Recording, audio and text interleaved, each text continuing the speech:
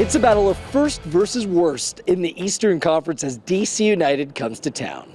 Gareth Wheeler with you. Toronto FC set to get back into action after taking full advantage of the bye week, welcoming DC United 8 p.m. Saturday night at BMO Field.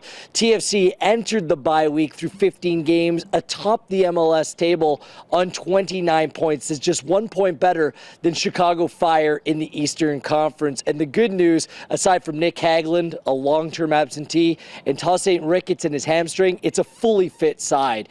Michael Bradley, Josie Altidore, Raheem Edwards, Jonathan Osorio, Armando Cooper are back from international duty, and we'll turn the focus on the captain, Michael Bradley, after scoring that wonderful goal against Mexico at the Azteca. He's set to play his 100th game in all competitions for Toronto FC come Saturday night. He might downplay it, but it's a big deal for a player who's really become the heart and soul of the club.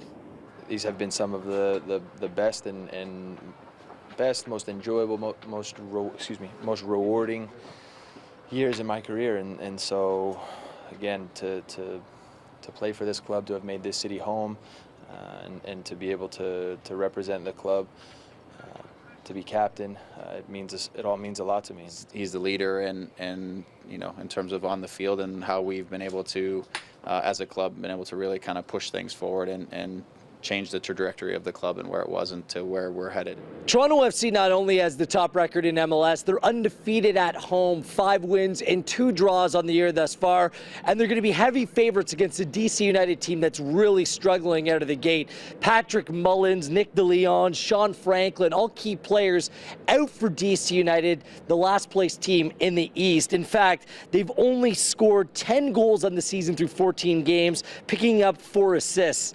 Let's get straight into our keys to the match. You got to get Giovinco going. Giovinco's only played 90 minutes once since May 3rd, and although he scored 6 goals, which is impressive in just 10 games on the season, we still haven't seen the player at his best. He's a player that can take over games. He's proven he's the best player in MLS when on form, so it's about getting him involved early, and with a run of home games here, it's the perfect time to get Giovinco to find his legs and his momentum in this 2017 season.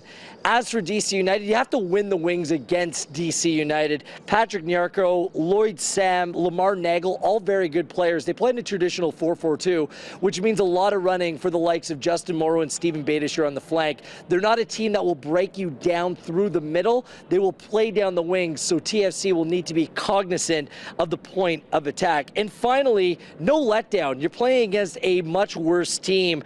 The DC United gives up the most shots per game.